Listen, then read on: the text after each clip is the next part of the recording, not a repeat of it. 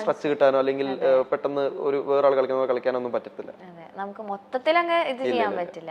ഇപ്പൊ മൂവീസിലേക്ക് വരുമ്പോ റംസാൻ എത്രത്തോളം മൂവി പാഷനേറ്റ് ആണ് ശരിക്കും? ഞാൻ എന്റെ ഫസ്റ്റ് മൂവി ചെയ്യുന്നത് എന്റെ 3ാം ക്ലാസ്സിൽ വെച്ചിട്ടാ, മമ്മൂക്കാന്റെ കൂടെ, ഈ പട്ടണത്തിൽ ഭൂതം.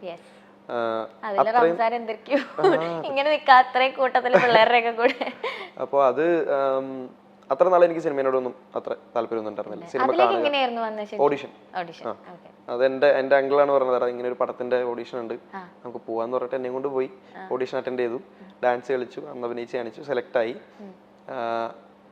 അന്ന് ജോണി ആന്റണി സാർ, ലൈക്ക് നമ്മുടെ ഡയറക്ടർ, അത് സിനിമ എടുക്കുന്ന രീതിയും പിന്നെ മമ്മൂക്ക അതിനെ കാണുന്ന രീതിയൊക്കെ നമ്മൾ കണ്ട് പഠിച്ചത് ആ സമയത്താണ്. അന്ന് തുടങ്ങിയ ഭ്രാന്താണ് അത്. അതെങ്ങനെ മുന്നോട്ട് കൊണ്ടുപോകണമെന്ന് വെച്ച് കഴിഞ്ഞാൽ, ഞാൻ അത് കഴിഞ്ഞിട്ട് കുറച്ച് പടങ്ങൾ ചെയ്തു. ആ പടങ്ങളിലൂടെയൊക്കെ ഞാൻ പഠിച്ചു എങ്ങനത്തുള്ള പടങ്ങൾ ചെയ്യണം, അല്ലെങ്കിൽ എന്ത് ചെയ്യണം എന്നുള്ളത്. സോ അതിൽ നിന്നൊക്കെ ബ്രേക്ക് ത്രൂ ആയിട്ടാണ് ഭീഷ്മപർവം വന്നത്. അതോടെ വന്നു കഴിഞ്ഞപ്പോൾ ഇറ്റ്സ് ലൈക്ക് ഇനി ഞാനൊരു പടം ചെയ്യുമ്പോൾ പ്രേക്ഷകർക്ക് പ്രോമിസിംഗേ തുടങ്ങണം. ഭീഷ്മപർവം കഴിഞ്ഞ പിന്നെ ഒരുപാട് സ്ക്രിപ്റ്റ് കേൾക്കുന്നുണ്ട്, പക്ഷെ ചാടിക്കേറി ഞാൻ ചെയ്യുന്നില്ല. എനിക്ക് നല്ല പടങ്ങളിൽ ചെറിയൊരു ഭാഗമാണെങ്കിൽ പോലും അതായാൽ മതി. 2.5 മണിക്കൂർ എന്നെ മാത്രം കണ്ടിരിക്കണമെന്ന് എനിക്കൊരു നിർബന്ധമില്ല. അപ്പോൾ പയ്യെ സ്റ്റെപ്പ് എടുത്ത് കയറുക. പിന്നെ സിനിമയോടുള്ള ഭ്രാന്ത് ഇപ്പോൾ ഡാൻസിന് എന്തോരം ഉണ്ടോ അത്ര തന്നെ ഉണ്ട്. കാരണം ഒരുപാട് പഠിച്ചു തുടങ്ങി സിനിമയെ പറ്റി, അല്ലെങ്കിൽ അറിഞ്ഞു തുടങ്ങി സിനിമയെ പറ്റി. ഇപ്പൊ റംസാൻ പറഞ്ഞ തോട്ട് തന്നെയാണ് സെയിം തന്നെ എനിക്കും. ഞാനിപ്പോ ചൂസ് ചെയ്തിട്ടുള്ളതും, ഞാൻ ഫുൾ സ്ക്രീനിൽ നിൽക്കുന്ന ഒരു ക്യാരക്ടർ അല്ല, എനിക്ക് ചെറിയൊരു ക്യാരക്ടറാണ്. പക്ഷെ അത് എത്രത്തോളം ഇമ്പോർട്ടന്റ് ആണ് എനിക്ക് ചെയ്യാൻ പറ്റുമെന്ന് ഞാൻ നോക്കിയിട്ടുള്ളൂ. അപ്പൊ അത് വളരെ നല്ല തോട്ട. ചിലവർക്കുണ്ട് ഇപ്പൊ നായികയായിട്ട് കയറി അല്ലെങ്കിൽ നായകനായിട്ട് കയറിയില്ലെങ്കിൽ തീർന്നു, ഇപ്പൊ അനിയനായിട്ട് ചെയ്താൽ ഫുൾ അനിയനായി പോകും, അങ്ങനെ ഒരു തോട്ട് ചിലവർക്കുണ്ട്. അതൊന്നും അല്ല എന്നുള്ളത് ഒരുപാട് എക്സാമ്പിൾസ് ഇപ്പൊ തന്നെ മലയാള സിനിമയിലുണ്ട്.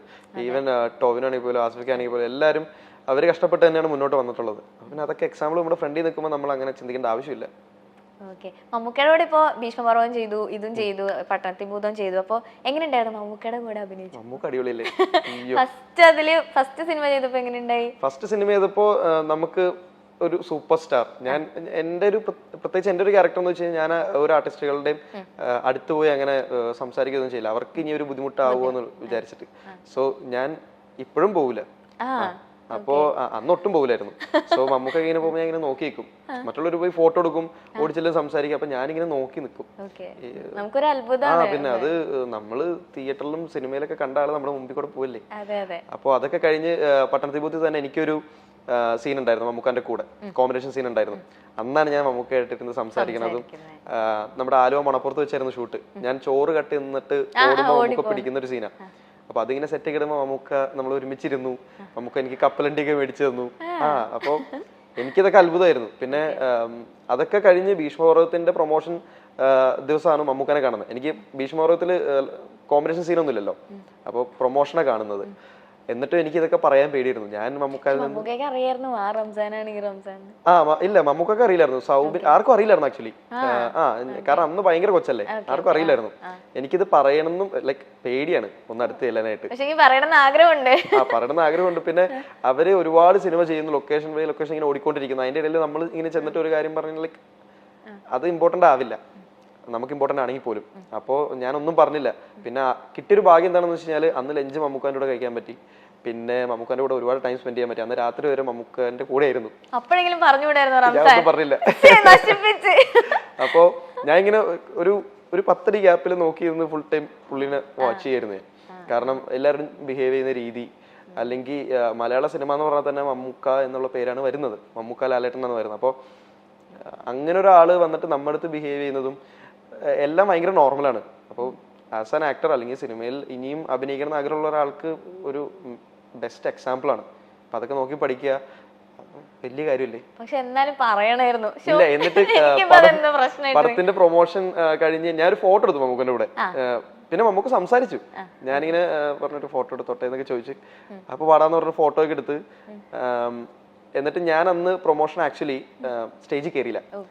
അപ്പോ പ്രൊമോഷനിൽ അവിടെ സൗബിനിക്ക് എന്നെ കണ്ടപ്പോ സൗബിനിക്ക് വിളിച്ച് റംസാനെ വാടാ എന്ന് പറഞ്ഞ സ്റ്റേജിലേക്ക് വിളിച്ചു. അപ്പോ അത് കഴിഞ്ഞപ്പോ മമ്മൂക്ക എന്റെ അടുത്ത് ചോദിച്ചു, നീ ലേറ്റ് ആയിട്ടാണോ വന്നതെന്ന്.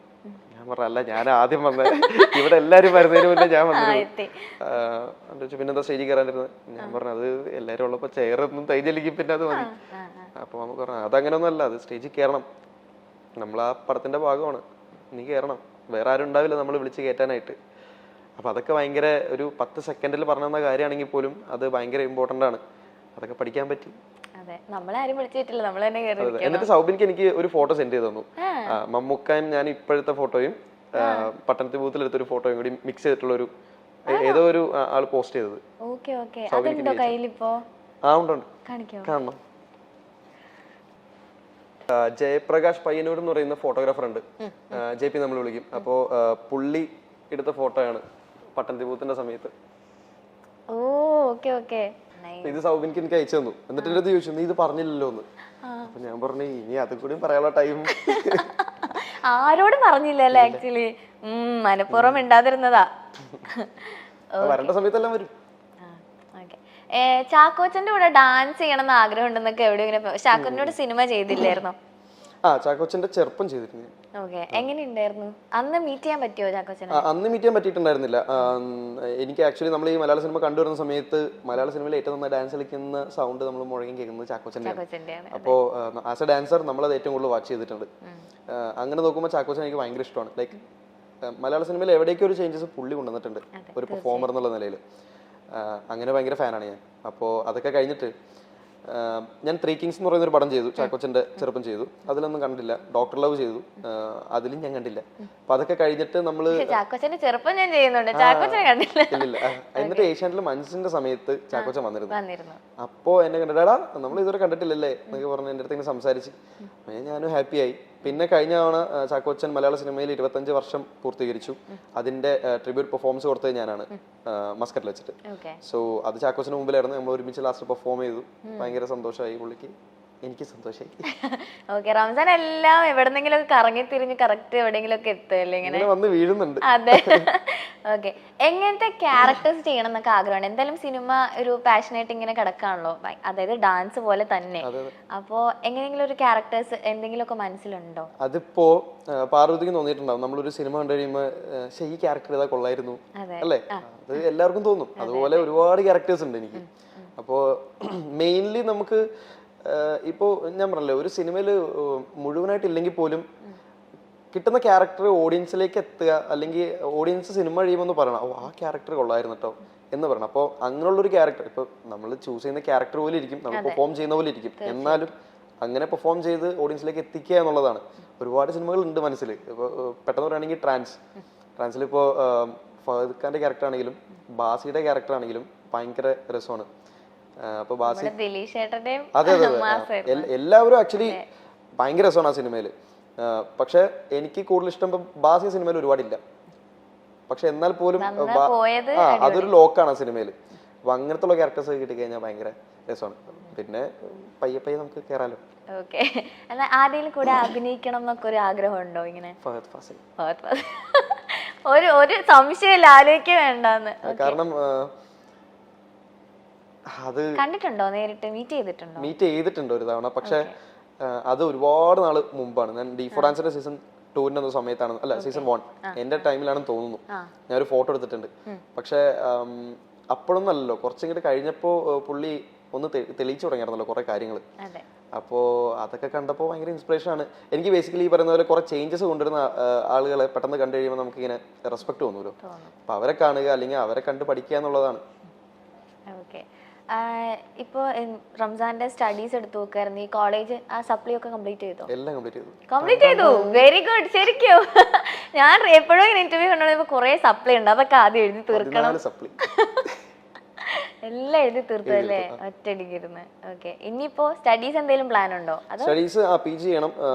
എനിക്ക് ഡാൻസിലോ അല്ലെങ്കിൽ ആക്ടിങ്ങിലോ ചെയ്യണമെന്നുണ്ട്. അപ്പോ അത് എന്റെ ഇപ്പോഴത്തെ റൂട്ട് എങ്ങനെ പോകുന്നത് അതനുസരിച്ച് ഞാൻ കൊണ്ടുപോകും. അല്ല, ഇനിയിപ്പോ എന്തായാലും ഇൻട്രസ്റ്റ് നോക്കി PG ചെയ്യുന്നതായിരിക്കും കുറച്ചും കൂടെ നല്ലത്. ഞാനും അത് ആലോചിച്ചോണ്ടിരിക്കുന്ന റംസാൻ. എന്താണ് ഇൻട്രസ്റ്റ്? അഭിനയം തന്നെ? അല്ല, അങ്ങനെയല്ല. ഇതൊക്കെ എനിക്കെല്ലാം ഭയങ്കര അൺഎക്സ്പെക്ടഡ് ആയിട്ട് വന്നു. ഇപ്പൊ ഇവിടെ ഇരുന്ന് ചെയ്യുന്ന ആങ്കറിങ് പോലും ഒക്കെ അൺഎക്സ്പെക്ടഡ് ആയിട്ട് വന്ന് അങ്ങനെ കരിയർ വഴി അങ്ങനെ പോകുന്നതേ ഉള്ളൂ സത്യം പറഞ്ഞു കഴിഞ്ഞാൽ. അതെ, മൂവി ആണെങ്കിലും എല്ലാം പെട്ടെന്ന് വന്നു. അങ്ങനെ വന്നതെന്ന് പറഞ്ഞാൽ ചൂസ് ചെയ്തു അത്രേ ഉള്ളൂ. ഓക്കെ, കമ്മിങ് ടു മോഡലിംഗ് ഭയങ്കര ഇഷ്ടമാണല്ലേ റംസാന്? മോഡലിംഗ് ചെയ്തിട്ടില്ലേ? എന്തോരം ഫോട്ടോസാ ചെയ്തിട്ടുള്ളേ? മോഡലിംഗ് തന്നെയാണ്, അല്ലാതെ ഭയങ്കര പ്രൊഫഷണൽ അങ്ങനെയൊന്നും അല്ല ഞാൻ ഉദ്ദേശിച്ചത്. മോഡലിംഗ് എന്ന് പറയാൻ പറ്റില്ല. ഇപ്പോ എന്റെ ഇൻസ്റ്റാഗ്രാം ആക്ച്വലി ഈ പറയുന്ന പോലെ ഫോളോവേഴ്സിന് വേണ്ടിയിട്ടോ അങ്ങനെയൊന്നും ഞാൻ നോക്കി തുടങ്ങിയ ഒരു കാര്യമല്ല. അപ്പോൾ നമ്മൾ വെറുതെ ഒരു അക്കൗണ്ട് ഉണ്ടാക്കി രാവിലെ ഗുഡ് മോർണിംഗ് ഇടും, അങ്ങനെ നോക്കി തുടങ്ങിയതാണ്. അത് കുറച്ച് കഴിഞ്ഞപ്പോൾ ഈ പറയുന്ന പോലെ ഫോളോവേഴ്സിന്റെ എണ്ണം കൂടി തുടങ്ങി. അപ്പോൾ എനിക്ക് മെസ്സേജ് വന്നു തുടങ്ങി കുറച്ച് ഫോട്ടോഗ്രാഫേഴ്സിൻ്റെ ഒക്കെ, ബ്രോ ഒരു കൊളാബ് ചെയ്താൽ കൊള്ളാം. ഞാൻ ചോദിച്ചു വൈ നോട്ട്, കാരണം അവർക്ക് അത് ഹെൽപ്ഫുൾ ആണ്, എനിക്ക് 2 നല്ല ഫോട്ടോയും കിട്ടും. അങ്ങനെ ഇടുന്ന കുറച്ച് ഫോട്ടോസ് മാത്രമേ ഉള്ളൂ എൻ്റെ കയ്യിൽ. അല്ലാതെ പെയ്ഡ് ഷൂട്ടോ അല്ലെങ്കിൽ ഒരു ഫോട്ടോഷൂട്ട് മോഡലിംഗ് അങ്ങനെ ഒരു പരിപാടിയേ ഇല്ല. ഓക്കെ, നമ്മൾ ഫുൾ ഡാൻസ് ഇതൊക്കെ തന്നെ കോൺസെൻട്രേറ്റ് ചെയ്ത് നിൽക്കുകയാണ്. ഓക്കെ, ഈ ബിഗ് ബോസിലേക്ക് ഞാൻ വരുമ്പോൾ തീരെ കണ്ടിട്ടില്ല എന്നല്ല കേട്ടോ, ചെറിയ ഷോർട്സും കാര്യങ്ങളൊക്കെ ഞാൻ കണ്ടിട്ടുണ്ട്. അപ്പോൾ ആപ്പിൾ അതൊക്കെ ഞാൻ കണ്ടിരുന്നു. അപ്പൊ ബിഗ് ബോസിലേക്ക് വിളിച്ചപ്പോ ഫസ്റ്റ് എന്തായിരുന്നു ഒരു പോണോ വേണ്ടേ അങ്ങനെ ആണോ? എന്നിട്ട് അത് കോള് വന്നു. വൈ എന്തുകൊണ്ടാണ് നോ പറയാനുള്ള കാര്യം? അതിന് മുന്നത്തെ സീസൺസ് കണ്ടിട്ടാണോ അതോ? അല്ലല്ല, ഞാൻ ആക്ച്വലി ഇപ്പൊ എന്റെ എവിടെ നോക്കിയാലും എന്റെ പ്രൈവറ്റ് ലൈഫ് ഞാൻ എവിടെയും എക്സ്പ്ലോർ ചെയ്തിട്ടില്ല ഇതുവരെ. ഇപ്പൊ എന്റെ ഫാമിലി ലൈഫ് അല്ലെങ്കിൽ എന്റെ പേഴ്സണൽ തിങ്സ് അങ്ങനെയൊന്നും ഞാൻ ഇതുവരെ എക്സ്പ്ലോർ ചെയ്തില്ല, അത് എക്സ്പ്ലോർ ചെയ്യാൻ ആഗ്രഹിക്കുന്നില്ല.